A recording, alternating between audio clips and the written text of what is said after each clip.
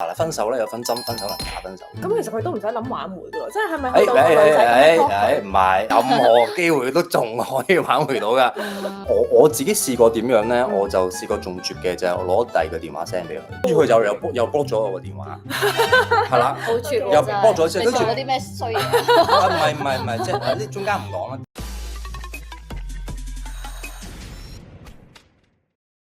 其實我哋依家咧揀咗有一個感情問題想回應咗先，我覺得幾得意，應該都幾多觀眾有類似嘅問題。呢一個觀眾咧係一個男仔嚟嘅，佢咧話咧最近同咗一個拍咗拖6年嘅女朋友分咗手，個分手原因咧就係個女仔覺得拍拖期間個男仔好理性，而令到段關係淡咗。咁佢就舉咗一啲例子，就係咧。例如當個女仔啦想個男仔買一啲個女仔中意嘅嘢俾佢嘅時候咧，個男仔咧冇即刻應承，但係佢就同佢理性咁分析，其實你係咪真係咁想要呢樣嘢啊？定係你係需要啊？定係想要？即係會同佢好理性咁樣去分析買嘢嘅呢個行為啦。其次就係當個女仔有咩急事嘅時候咧，個男仔冇第一時間出去揾佢。佢仲會反問個女仔係咪真係咁急要我出嚟呢？咁個男仔就講返，其實佢只係懶得出去咯。咁但係咧，去到個女仔話要分手嗰刻咧，佢又好唔捨得。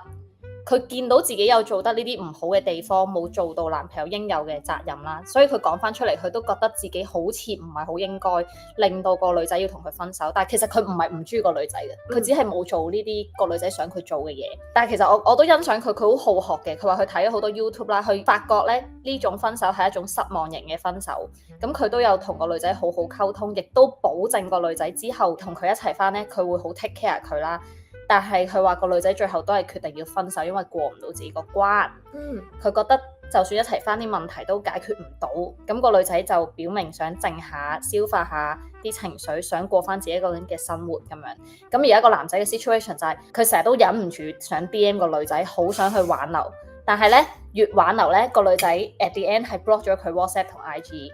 咁所以佢喺而家呢個角度就好唔捨得個女仔，咁但係佢又覺得冇嘢做到，咁佢條問題咧就係佢問我哋意見，就覺得佢應該繼續去挽回啊，定係 move on 開始新嘅生活，就係咁啦。一定係 move on，心態上面 move on，即係話挽留翻嚟係有呢個機會嘅，咁但係心態上面我要減低對呢個期待先。嗱，分手咧有分真分手同假分手。如果你兩公婆喺度打交、掟嘢、掟杯啊，嗰啲係假分手嚟嘅，通常嗰啲好易氹得翻。但真分手咧就開始失望，都唔多點鬧交啦。即係我同你講完之後，就咁啦。OK，好啦，我翻去先啦，我執嘢走啦。咁嗱，呢啲就真啦，呢啲就小心啦。咁啱啱呢個男仔咧，佢都知道自己呢個係失望型嘅分手，係真分手嚟嘅。咁呢個即係佢有呢個危機感先啦。咁第二其實佢犯咗好多男仔嘅錯誤咧，就係佢好中意用理性嘅角度同女仔去傾偈。譬如你買啲嘢，嗰樣嘢有冇價值係視乎你中唔中意、開唔開心啫嘛。你開心咪有價值咯，你唔開心冇價值。你唔係講緊嗰樣嘢實唔實用嘅。咁男仔要知道女仔有呢個心態先，就唔好下下都去同佢講道理。呢個就緊嘅呢個，即係個個男仔都會犯呢個錯。咁好啦，講到而家呢個男仔就6年啦已經。咁6年嘅時候咧，其實我相信呢一個女仔咧應該都忍咗一段時間嘅。先我相信呢個女仔唔係第一次同佢表達呢一件事，忍唔住啦，先至平淡同你講我哋分手。咁中間有聯絡有傾偈咧，係因為大家之間仲有感情嘅聯繫，大家又唔捨得，都仲傾。咁但係呢個女仔知道呢個係唔適合嘅。好啦，咁到最尾可能過咗一段時間，個女仔 block 咗佢啦。咁同埋我自己都好有感覺話，可能呢個女仔咧其實已經有第二個。我好大呢個直覺嚟㗎咯喎，係乜嘢跡象令你覺得偏向直覺？因為一個拍咗6年拖嘅女仔分咗手之後會咁決絕，突然間短時間 block 咗咧，好大原因係因為佢已經有另一半，或者有一個新嘅生活，佢唔想打擾佢嘅生活，或者佢覺得應該尊重翻而家嘅呢個男朋友，所以我應該 block 咗我嘅 ex， 好大機會有呢樣嘢。咁其實佢都唔使諗挽回噶咯，即係咪去到個女仔咁？唔係，任何機會都仲可以挽回到噶。即係你千祈唔好覺得我當你假設啦。雖然呢個男仔而家呢刻可能好亂，或者好唔想接受呢樣嘢，只係佢幫咗我係咪同第二個男仔一齊？你當係先，你當咗已經係最差呢樣嘢。但係佢一日未結婚，佢一日都係單身。你可以咁樣諗，你當咗係先。咁之後咧嗱，你而家要做嘢咧，即係我哋叫做 free 收冷凍佢啊，冷凍呢個女仔，千祈唔好揾佢，即係其實你又揾唔到啦。咁有啲男仔揾唔到嘅點咧，就係上公司揾佢啦。哇！經過佢啲朋友揾佢啦。但係呢度好恐怖情人喎，我覺得。係啦，如果拍咗6年拖，大家都識得大家嘅家人嘅啦，會喺家人上面去揾佢啦。咁呢啲事就千祈唔好做，呢啲事一做咧，你嘅地位咧即刻 drop 咗佢。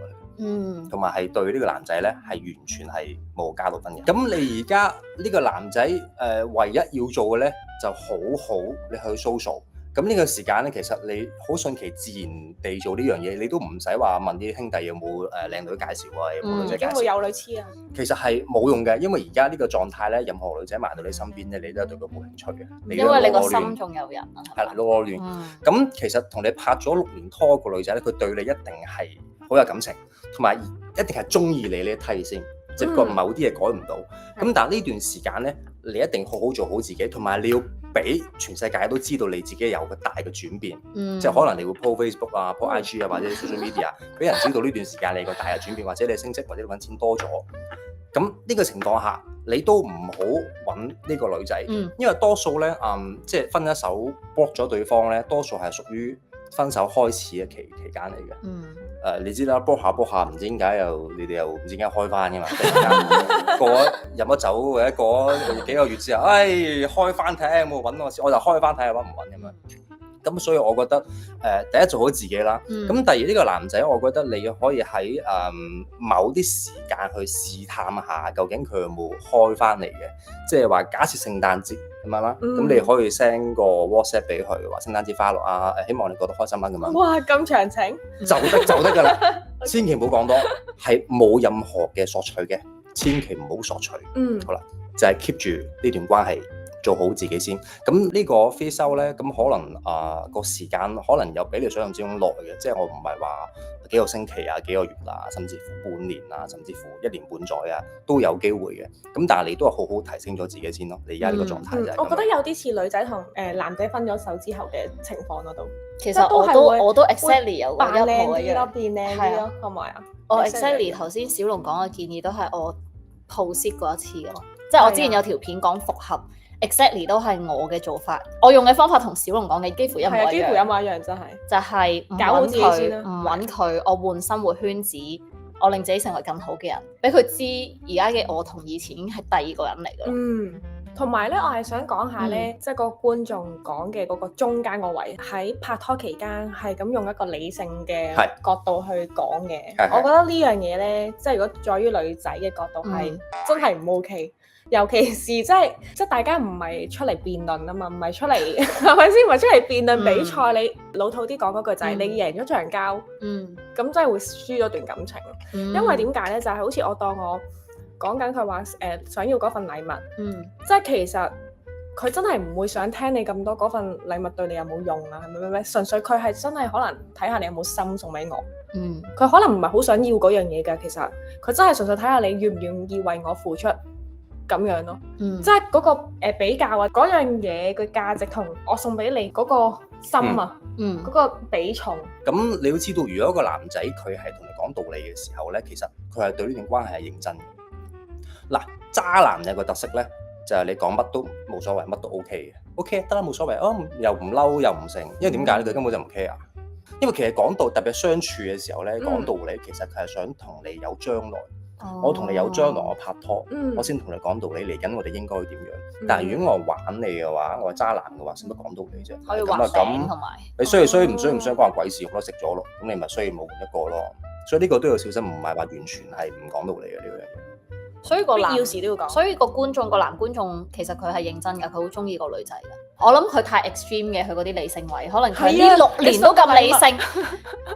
咁唔使100%都係理性㗎嘛，即係我覺得理性同感性唔係二元對立㗎嘛，我覺得呢啲大決定或者真係可能一啲重要嘅決定嘅時候，有意見嘅對立咁咪討論咯。係啦，但係有啲位即係話你生日送份禮物或者聖誕節送份禮物，我想要你同我講咁多嘢，真係唔得啊！但係你拍咗6年嘅話咧，呢個女仔會喺某啲時間會掛住你嘅。呢個 must 嚟㗎，係會諗起咯，可能有機會會揾翻你添。咁但係我同你講，你嘅問題就係一定要喺呢段時間好好 ready 自己，裝備自己，改咗以前啲陋習，你先會有機。你個唔同係唔可以扮咯，因為會睇得出。係啦。嗱，咁如果我問你啊，咁如果假設一直個女仔都係 block 你，然後完全冇轉變嘅，即係佢又冇揾你冇成，咁可能過咗1年半載，咁究竟係咪時候連個人都要 move on咧？即係唔好講心態啦，講緊我算啦，揾第二個啦。嗱，我自己試過點樣咧？我就試過仲絕嘅就係我攞第二個電話 send 俾佢，但係我都係唔係挽留嘅。我嗰時疫情定咩啊？我唔知你有冇試啊？希望你健康啦，咁樣就完咗。跟住佢就又 block 咗我個電話，係啦，好絕喎！又 block 咗先，跟住有啲咩衰嘢？唔係，即係呢中間唔講啦。如果係我啦，我通常假設去到 block 嘅嗰個階段咧，我就真係好絕㗎，我唔會翻轉頭㗎，我就其實我未。你講得好啱，你講得好啱。通常就係我已經有新嘅感情，我要尊重我新嘅對象。咁樣，所以我諗緊喺我嘅角度，我會想我嘅前一任唔揾我咯。即係如果係我啦，我會想就算你變得好好，或者咩都各自各好啦。我係咁咯，我諗佢都知衰㗎啦，都就算知衰啦。不過有時候就係咁樣咯，有時候就係當你去到知你有咁嘅問題嘅時候，人哋已經等唔到啦。所以咧呢個觀眾 OK 㗎啦，你已經俾前一任調教好啦，你下一任會。恭喜晒！其實係真係要恭喜佢。係啊，你就係帶住呢一個，可唔可以話遺憾咧？即係唔多唔少男仔都會有啲女仔成為佢遺憾，但係就係呢個遺憾令佢成為一個男人啊！我想講一樣嘢咧，就係我琴日同我個 friend 食飯，我個 friend 咧講得好好，因為佢係讀心理學，佢話咧好多時男女拍拖咧，即係大家都會好想有個 good ending，但係事與願違，其實冇咁多 good ending，你明唔明啊？或者係拖啊，大家都好想拖，即係好似6年嗰個，點解佢忍咁耐咧？就係因為佢唔想有個 bad ending。一直拖，佢唔。如果一早唔滿意，佢就1-2年分手啦。唔通佢第6年先嚟理性咩？所以點解佢會拖咧？就係因為佢都唔想個女仔都係認真嘅，係認真，同埋加上我哋有個心態就係我已經付出咗好多時間，我想有個沉沒成本。係啊，所以我覺得即係幸福關係啦，即係學習點樣兩性溝通啦，同埋點樣維繫個關係啦，點樣令關係越嚟越好，呢樣嘢係真係要學，但係學校係唔會教嘅。真心喎，老闆嚟學校教。我自己嘅即係點樣同另一半相處，或者點樣維繫關係，我係靠自己每一次嘅失敗磨出嚟嘅喎。我諗翻，我都好感激嗰陣時6年嗰個同我分手咯，因為唔係佢咧，我唔會見到自己個問題。當你真係失去咗一個你好中意嘅人，你先會醒啊！我相信咧，佢哋6年咧中間一定有鬧好多次交噶啦，但係都未去到分手呢一步啦。因為我嗰陣時都係啦，但係咧中間啲鬧交都係唔會令一個人醒㗎。係啊，你真係要失去咗你先會醒。係啊，同埋咧又有個 friend 講得好好，佢話咧有時候你同佢一齊一直咁樣拖，你係會阻礙咗大家嘅進步。因為你哋冇失去，你哋冇嗰個失去嘅成本，你冇諗住再進步，反而分開咗之後，各自各更進步。係啊，即係有時候你係分開咗之後，你係成為咗一個更好嘅自己。好多時候都係咁樣。你覺得你冇分手係幫緊佢咩？即係你覺得你冇分手係對佢好咩？其實唔係咯，你同佢分咗手，你係對佢更好咯。咁你當你下一個拍拖嘅時候，更加知自己要啲咩？我終於明白點解 Chloe 會中意小龍。我嗰時有講過我中意小龍，我有講過咩？冇講。唔係喎 haters 唔係講 haters 嗰條我有講有啊。你有講中意小龍？我有啊，我話中意係朋友嗰個中意㗎嘛，我都中意。觀眾我都中意你啊，係啊，真係。你哋都中意我哋啊？如果唔係唔會睇我哋直播啦。欣賞咯，係啊。OK，下一條啦，你講半個鐘啦，咁多條。跟住下半句就要講下 sex， 因為有觀眾問嗰度喺 sex 方面，究竟點樣可以有更好嘅長久關係？即係有問題，梗係有啦，大把啲，大家更加長久。有冇睇我哋啲片啊？我哋教過咯。持久。講起持久，唔係我諗起咧，我有個 friend 咧，個男朋友咧，佢話佢以前係即係正正常常咁啦，然後咧，但係佢而家係又大又硬又持久，佢話係可以練㗎，做 gym 練㗎，動作係可以。有冇聽過啊？下面舉啞鈴，唔係我。佢認真係有得練㗎。真咁點練？點練？我點知啊？我問佢攞個秘笈咯，一係。不過咧，你都有秘笈啊？我都有個秘笈。你有咩秘笈啊？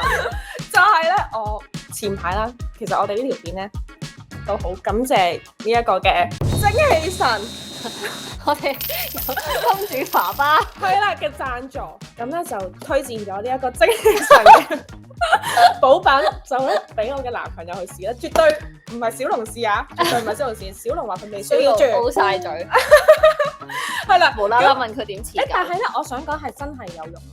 因為其實我男朋友係 OK 嘅，係 OK 嘅勁。我知天蠍座。咁但係因為佢 shift 啊嘛，佢翻 shift 咧其實好攰，長期都好攰啦，個眼都跌到嚟同個機啊。真係因為個肝又唔好啦，腎又唔好啦。但係我想講慘啊，佢好虧喎咁。唔係，但係我想講呢啲補品咧，其實唔係淨係貨你男性嘅下體，係你成個人會精神好多啦。無論你做運動又好。即係佢唔係淨係 for 係啊，你唔係 sex 嘅，係啊，但係當然啦，佢 sex 方面都好好啦，因為咧佢係會令到你爆發光勁持久，光勁。但係要食4星期啊，佢話4週提高咗30幾%喎，嗰個硬度提升，即係會硬啲嘅。係啊，係咪真㗎？會硬啲㗎，同埋改善運動表現喎，原來。係啊，所以咪話其實運動都可以試咯。同埋因為佢裡面咧有海龍、海馬、黑馬卡嘅成分啦，德國專利成分植威肝啦，研究證實食8星期咧，80%嘅男士機能都會有所改善，提升堅硬同埋持久度。平時做運動都好理想嘅。小龍唔係呢啲唔係即係急性嘅，呢啲係。唔係，但係同埋咧係咁樣嘅咯。我哋咧有一個獨家嘅優惠，可以拎呢一個優惠券，有呢個30蚊嘅電子優惠券喺萬寧度購買，可以喺 info box 度。好啊，好 OK，繼續。係。唔係，但係我想講日日做運動都係有用嘅。有人問你啊，話 Chloe 條仔問好啊。今日直播有個好消息公佈嘅。